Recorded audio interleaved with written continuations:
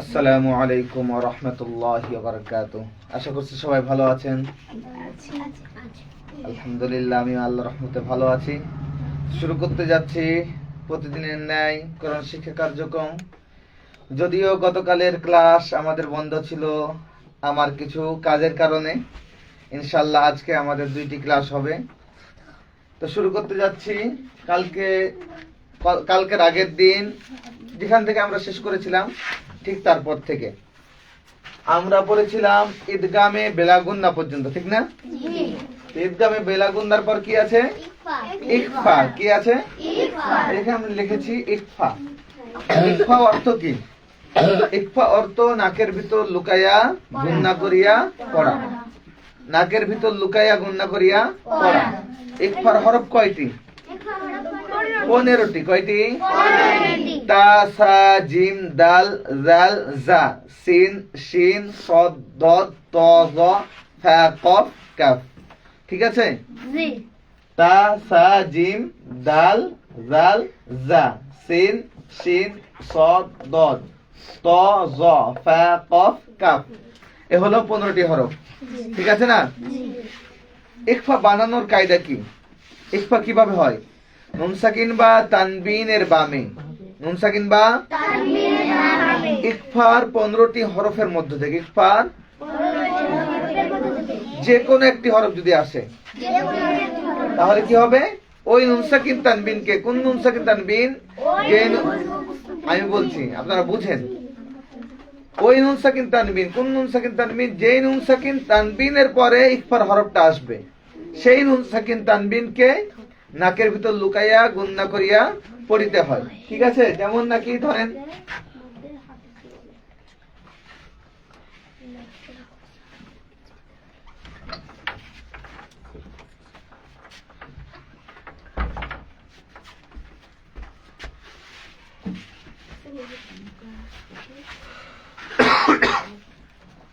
দেখেন এখানে হামজা নুন জবর কি সাকিন হয়েছে?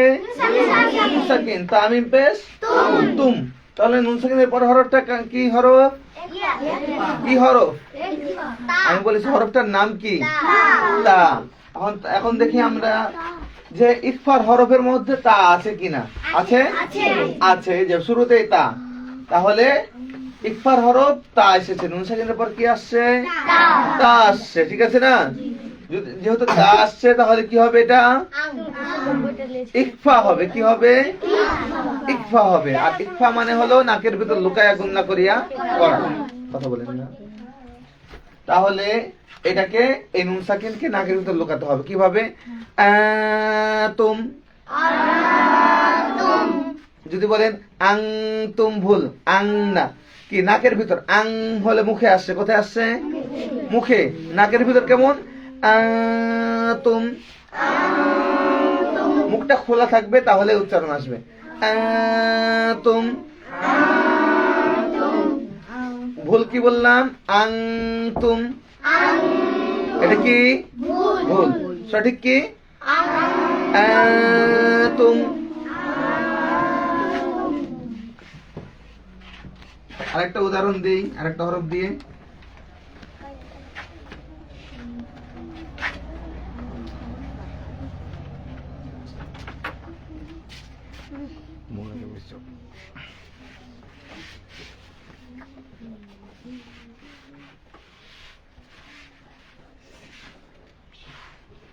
দেখেন মিম নুন জের কোন সাকিন? নুন সাকিন। নুন সাকিনের পর কি আছে? কফ। কি আছে? তাহলে কফটা কিসের হরফ? ইখফার হরফ। সবাই দেখেন শেষে কফ। ঠিক আছে না? তাহলে এই নুন সাকিনটা কি হবে? নাকের ভিতর লুকাতে হবে। যেমন তারপর কফ বা জবর কবে। এটা কি হয়েছে? কোন কায়দা হয়েছে? কবটা কোন কায়দা হয়েছে? কলকলা। ভুলে গেছেন? কলকলা পরিচয় বলেছি না? কলকলা হরফ বা আছে না? বায়ের উপর কি আছে? সাকিন আছে। এটা কি হবে? কলকলা হবে। তাহলে তারপর দেখেন লামজের কফ জবর মি, ক্বাবলিকা তা ক্বাবলিকা এখানে যদি অক্ফ করি তাহলে এই কফের উপর কি হবে জবরটা সাকিন হবে কি হবে সাকিন হবে ঠিক আছে না তাহলে এই যে এটা কি হবে এখন ক্বাবলিক কলকলা ঠিক আছে না এটা তাহলে এখানে দুইটা কলকলা পেয়েছি ঠিক আছে প্রথমটা কি নুন সাকিনের পর কফ ইখফা তারপর কফ বাজে কবে কলকলা লাম কফ জের লিক এখানে অক্ফ হওয়ার কারণে এটাও কলকলা হয়েছে ঠিক আছে তাহলে আমাদের মোটামুটি ইকফার পরিচয় শেষ বুঝেছি তো এভাবে তানবিনের পরেও যদি একই ভাবে আসে তো ঠিক নাকের ভিতর গুন্না হবে এখন আসি আমরা মিম সাকিনের কায়দা কোন সাকিন মিম সাকিন তিন প্রকারে পড়া যায় কয় প্রকারে পড়া যায়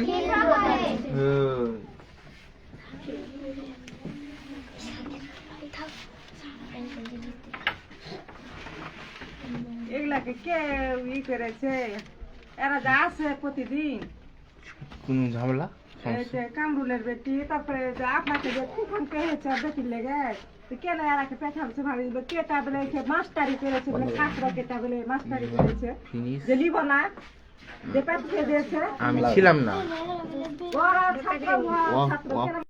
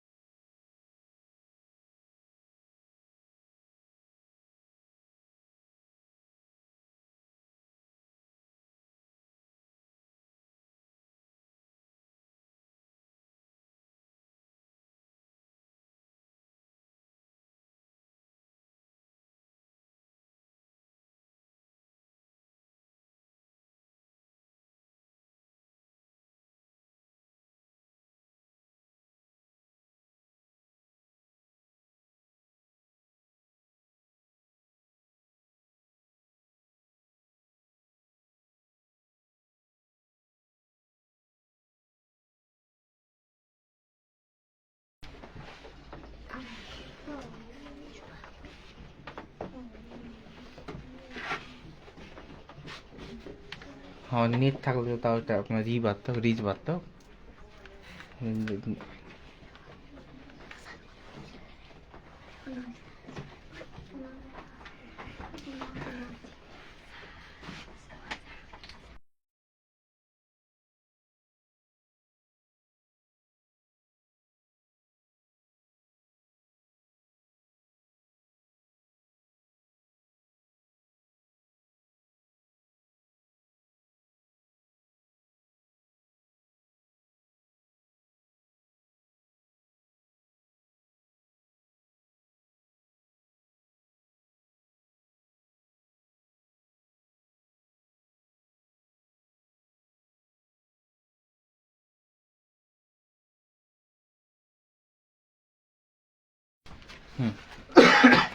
হ্যাঁ আমরা খেয়াল করে দেখেন মিম সাকিন কয় প্রকারে পড়া যায় তিন প্রকারে পড়া যায় কয় প্রকারে পড়া যায় তিন প্রকারে পড়া যায় মিম সাকিন তিন প্রকারে পড়া যায় এক নম্বরে ইজাহারে শাফাউই ইজাহারে দুই নম্বরে ইখফায়ে শাফাই 3 নম্বরে ইদগামে শাফাবী। ঠিক আছে, এই হলো 3 প্রকার। এখন আমরা 1 নম্বর প্রকারে যাব। ইজাহারে শাফাবী অর্থ কি? ইজাহার শাফাবী অর্থ গুন্না ছাড়া স্পষ্ট করিয়া পড়া। ইজাহার শাফাবী অর্থ গুন্না ছাড়া স্পষ্ট করিয়া পড়া। ইজাহারে শাফাবীর হরফ কয়টি জানেন? 26টি। কয়টি? 26টি। বা আর মিম বাদ দিয়ে যতগুলো হরফ আছে সবগুলো কার হরফ? ইজাহারে শাফাবীর হরফ। কি বললাম? বা আর মিম বাদ দিয়ে যতগুলো হরফ আছে সবগুলো ইজাহারে শাফাবীর হরফ। ঠিক আছে, তাহলে আরবি হরফ 29টি, তার মধ্যে হামজা কয়টা? দুইটা না, এটাকে একটা বাদ দেন, তাহলে 28টা হরফ হয় না? 28টা হরফের মধ্যে থেকে বা আর মিম বাদ দিয়ে সবগুলো হরফ কার? ইজাহারে শাফাবী। ঠিক আছে, বাকি 2টা হরফ একটা কারে দিয়েছে? ইখফাকে। ঠিক আছে, বা দিয়েছে ইখফাকে, মিম দিয়েছে ইদগামকে। তাহলে বা হলো ইখফা আর ইদগামের মিম, বাকিগুলো সব ইজাহারে শাফাবী। এখন ইজাহারে শাফাবী অর্থ গুন্না ছাড়া স্পষ্ট করিয়া পড়া। ইজাহারে শাফাবী হরফ 26টি, বা মিম বাদ দিয়ে সবগুলো। মিম সাকিনের বামে, কোন সাকিনের বামে? মিম সাকিনের বামে ইজাহারে শাফাবীর 26টি হরফের মধ্য থেকে যে কোনো একটি হরফ যদি আসে তাহলে ওই মিম সাকিনকে গুন্না ছাড়া স্পষ্ট করিয়া পড়তে হবে। কিভাবে? গুন্না ছাড়া স্পষ্ট করিয়া। যেমন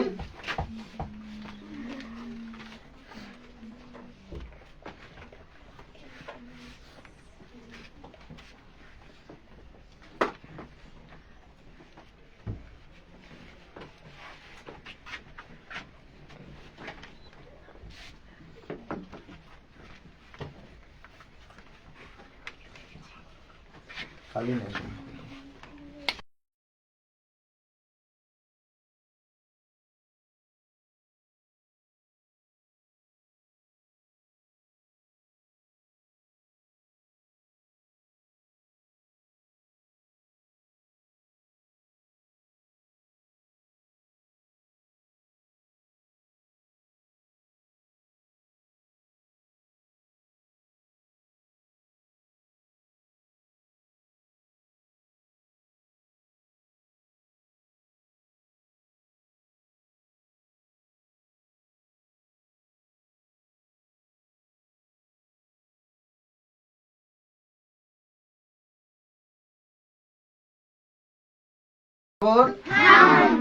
লাইভ বন্ধ আছে, মিউট করা আছে না, ফ্যান চলছে। হ্যাঁ, বললাম দেখেন, হামিম জবর কোন সাকিন হয়েছে?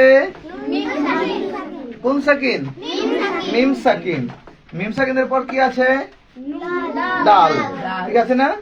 তাহলে বা মিম বাদ দিয়ে সবগুলো যেহেতু ইজাহার শাফাবীর হরফ, তাহলে ডালটাও ইজাহার শাফাবীর হরফ। ঠিক আছে না? বা মিম বাদ দিয়ে সবগুলোই তো। ঠিক আছে না? তাহলে এই মিম সাকিনকে কিভাবে পড়তে হবে? গুন্না ছাড়া। তাহলে হামিম জবর ডাল পেশ কি হলো? আলহামদু। নাই দাম পুরোটা লিখে নেবো। হামদু। যদি বলি হামদু তাহলে গুন্না হয়ে গেল। ঠিক আছে না? কিভাবে বলতে হবে? তাড়াতাড়ি হামদু। ঠিক আছে না? হামদু। ঠিক এভাবে প্রত্যেকটাই আমরা যদি মিম সাকিনের পর বা মিম বাদ দিয়ে যতগুলো হরফ দেখবো সবগুলোই ইজাহার শাফাবীর হরফ, আর মিম সাকিনকে আমরা ঠিক এভাবে গুন্না ছাড়া স্পষ্ট করিয়া পড়ব। এখন আসি ইখফায়ে শাফাবী। ইখফায়ে শাফাবীর হরফ কয়টি? ইখফায়ে শাফাবী একটি। কি? বা। একটি হরফ কি? বা। ঠিক আছে না? তাহলে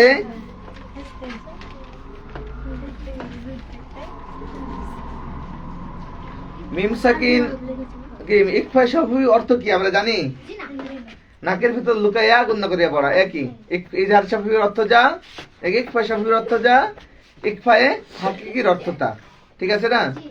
নাকের ভিতর লুকাইয়া গুন্না করিয়া পড়া। নাকের ভিতর লুকাইয়া গুন্না করিয়া পড়া। তাহলে ইখফায়ে শাফাবীর অর্থ নাকের ভিতর লুকাইয়া গুন্না করিয়া পড়া। ইখফায়ে শাফাবী বানানোর কায়দা। মিম সাকিনের বামে, মিম সাকিনের বামে ইখফায়ে শাফাবীর হরফ একটি বা আসিলে ওই মিম সাকিনকে গুন্নার করিয়া নাকের ভিতর লুকাইয়া গুন্না করিয়া পড়িতে হয়, ঠিক আছে? নিন থাক। যেমন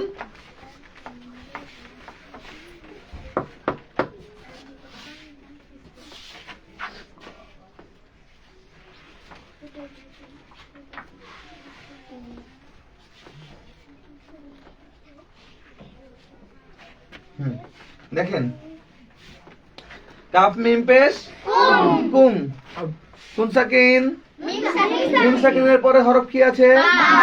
বা, বাজের বি, তাহলে কি উচ্চারণ হবে?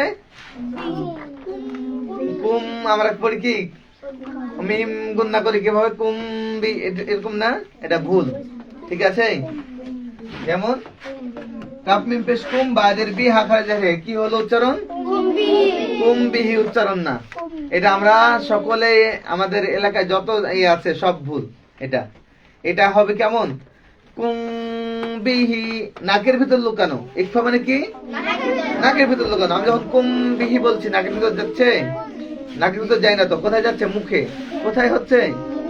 আমি যখন কুম বলছি তখন মুখে থাকছে, যখন নাকের ভিতর নিব আমি তখন কেমন হবে উচ্চারণটা? কুমবিহি, ঠিক আছে?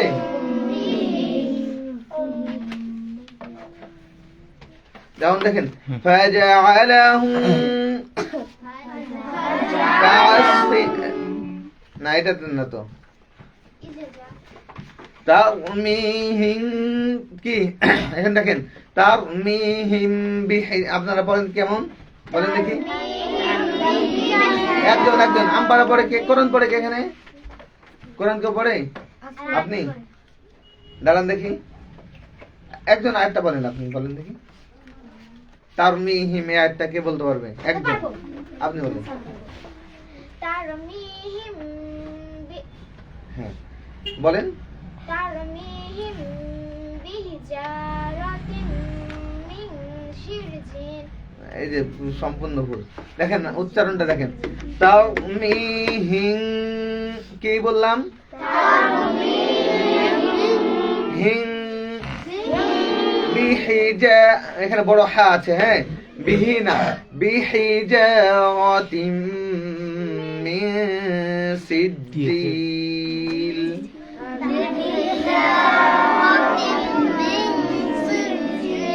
তাহলে তারমিহিম বিহিজারাতি, তারমিহিম হবে, হ্যাঁ, নাকের ভিতরে। তাহলে এটা কি হবে? কুমবিহি, কুম না, কি হবে? কুমবিহি, ঠিক আছে? আমরা যদি কুম বলি এটা ভুল হবে, কায়দার সাথে মিল হবে না, ঠিক আছে?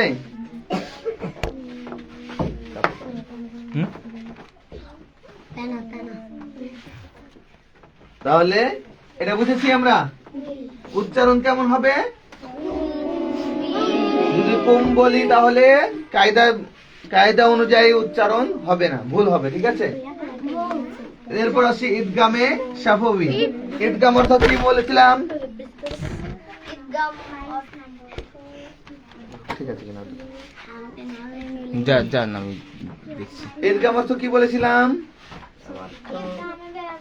ঈদগাম অর্থ মিলাইয়া পড়া। ঈদগাম অর্থ ভুলে গেছেন, 2 দিন ক্লাসে না হতে ভুলে গেছেন সব।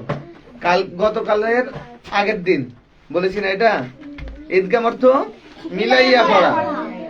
আর ঈদগামে বাগুন্না অর্থ গুন্নার সহিত মিলিয়ে পড়া, ঈদগামে বেলাগুন্না অর্থ গুন্না ছাড়া মিলিয়ে পড়া, এবং ঈদগামে শাফবি অর্থ গুন্নার সহিত মিলিয়ে পড়া, ঠিক আছে? ঈদগামে শাফবি অর্থ কি বললাম? গুন্নার সহিত মিলিয়ে পড়া। ঈদগামে শাফবি হরফ কয়টি? একটি, কি? মিম। এই যে এখানে বা তো ইকফার গেল। ঈদগামে শাফবি হরফ একটি, মিম। ঈদগামে শাফবি হরফ কয়টি? একটি, কি হরফ? মিম।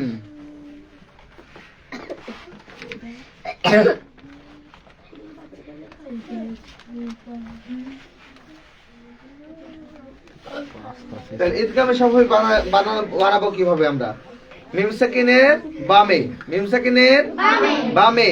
মিম আসিলে, মিম সাকিনের বামে ঈদগামে শাফবির হরফ একটি, মিম আসিলে ওই মিম সাকিনকে গুন্নার সহিত মিলিয়ে পড়তে হয়। যেমন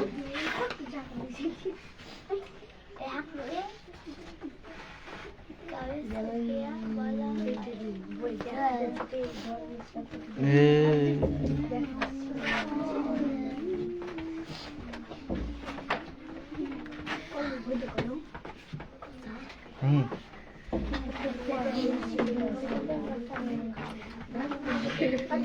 হয়েছে? দেখেন এখানে একটু একটু লাম জবর বসতে দাও। হামিম পেশ কি হলো? মিম সেকেন্ডের পর কি আছে? মিম আছে না? তাসদিদ ধরবো না এখন, তাহলে তাসদিদ ওয়ালা মিম আছে একটা, তাহলে এই মিম সেকেন্ডকে আমরা বাদ দিয়ে দেবো, দিয়ে কার সাথে মিলাবো? এই মিমের সাথে মিলাবো, তখন এটা তাসদিদ দিয়ে ধরেছে, ঠিক আছে না? তাহলে হুম মিনাল্লাহি, ঠিক আছে, লাহুম মিনাল্লাহি, ঠিক আছে। এই যে গুণনা করবো কিভাবে? হুম, এটা মুখের মধ্যে দুই ঠোঁট একসাথে হয়ে যাবে, ঠিক আছে। হুম লাহুম মিনাল্লাহি, বুঝেছেন এটা? মিম সাকিনের পরে এরকম মিম আসলে এটা কি ঈদগামে সাফাউই, তাহলে আমাদের এটাও শেষ মোটামুটি, ঠিক আছে না? মিম সাকিনের কায়দা শেষ। এখন আমরা কি বাকি রেখেছিলাম? ওয়াজিব গুন্না। কি গুন্না? ওয়াজিব গুন্না।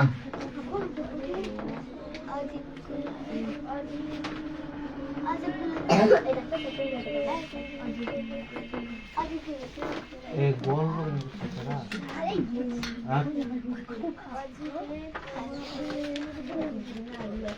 ওয়াজিব গুন্না, ঠিক আছে, ওয়াজিব গুন্না। কি গুন্না? ওয়াজিব গুন্নার পরিচয়টা শুনি। আমরা পড়ি কি? নুনে মিমে তাসদিদ ভুল। দেখেন আমরা দেখালাম যে তানবিনের বামেও আসছে নুনে মিমে তাসদিদ, এখন আসলো না তাসদিদ। মিম সাকিনের পরে মিমের উপর তাসদিদ আসলো না, তো এটা কি ওয়াজিব গুন্না? এটা ওয়াজিব গুন্না না, এটা কিসের গুন্না? ইদগামে সাফাউইর গুন্না। আরেকটা যদি আসে নুনে মিমে তাসদিদ তানবিনের পরে আর নুন সাকিনের পরে, তাহলে ওটা ঈদগামে বাগুন্নার গুন্না, ঠিক আছে। তাহলে ওয়াজিব গুন্না কোনটা? হরকতের বামে যদি আসে। কিসের বামে? হরকত কয়টি? তিনটি। হরকত কয়টি? জবরজের পেশ, এই তিনটা কি হরকত। তাহলে নুন সাকিন, এই কি নুন আর মিমে তাসদিদ হতে হবে কিসের বামে? হরকতের বামে। তাহলে বলেন হরকতের বামে নুনে মিমে তাসদিদ গুন্না করা ওয়াজিব, ঠিক আছে। নুনে শুধু নুনে মিমে তাসদিদ না, কি হতে হবে? হরকতের বামে নুনে মিমে তাসদিদ থাকলে ওই নুনের উপর মিমের উপর গুন্না করা ওয়াজিব। যদি গুন্না না করি তাহলে ওয়াজিব তরক হবে, আর কি হবে? গুনাহ হবে। কথা বলা যাবে না, ঠিক আছে না? এই ক্লাসে কোনো কথা বলা যাবে না। এই আর দুটো কথা হয়, এইটা আর এইটা। হ্যাঁ দেখেন, যেমন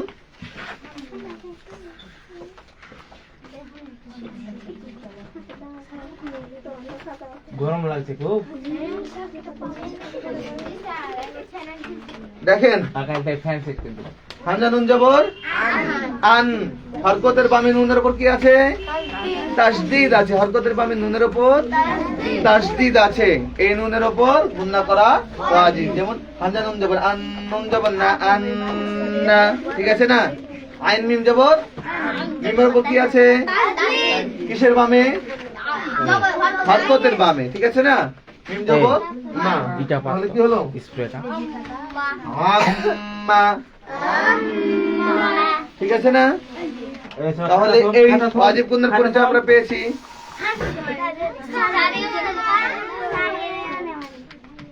এরকে ভালো লেগে করতে যদি দেখছি খারাপ হয়ে গেল।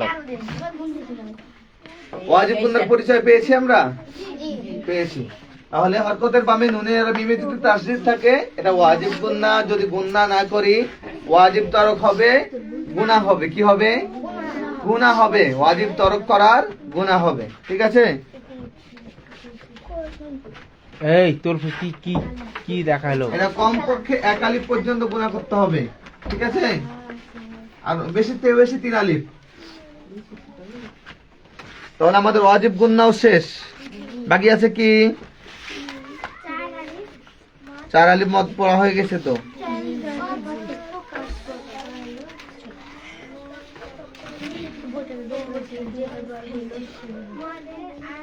কলকলা লফজ আল্লাহপুর আর বারিক পড়াবো আমরা। এখন কি পড়বো? লফজ আল্লাহপুর বারিক। বলেন কি? দিয়ে ভাই আট বলছে 11টা। এটা এই দুটাই করে তাড়াতাড়ি। এই বলেন আমার দিকে। লফজ মানে কি জানেন? লফজ মানে শব্দ। লফজ মানে শব্দ, মানে আল্লাহ শব্দ। লফজ মানে শব্দ। লফজ মানে আল্লাহ শব্দ না, লফজ মানে শব্দ। লফজ আল্লাহ মানে আল্লাহ শব্দ। তো লফজ আল্লাহপুর আর বারিকে আমরা পরিচয় দেব, ঠিক আছে? লফজ আল্লাহপুর প্রথমে আমরা কি দেখে জানবো? পুর। লফজ আল্লাহপুরের পরিচয়। এখন এই এটা খেয়াল করেন, আল্লাহ শব্দের ডানে, আল্লাহ শব্দের ডানে যদি জবর অথবা পেশ আসে তাহলে কি হবে? লফজ আল্লাহ লামকে পুর করিয়া পড়তে হয়। পুর মানে কি? মোটা। পুর মানে মোটা। বারিক মানে পাতলা। বারিক মানে পাতলা, ঠিক আছে? তো লফজ আল্লাহ লামকে কি করতে হবে? পুর করিয়া পড়তে হবে, মানে মোটা করে পড়তে হবে, ঠিক আছে? যেমন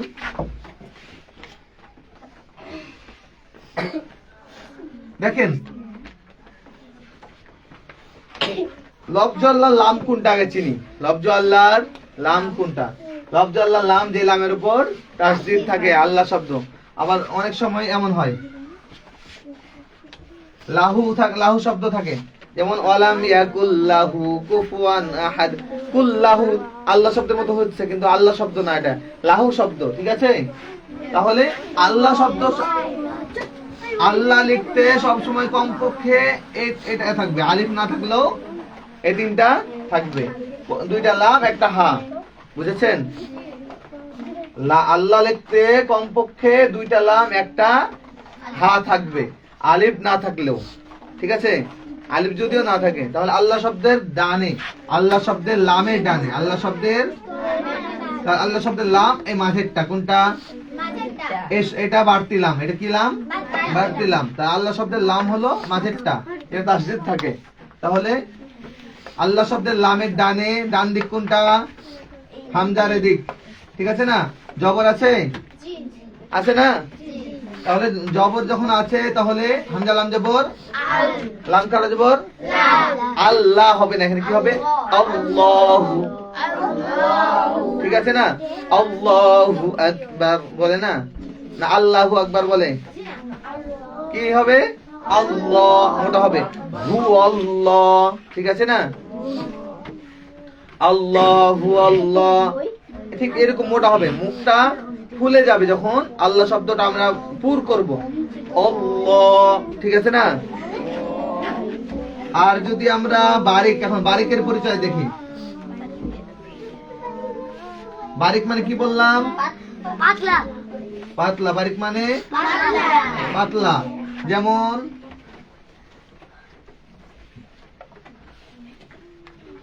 বালামজের বিল, বালামজের বিল, লাম খাড়া জবর কি হলো?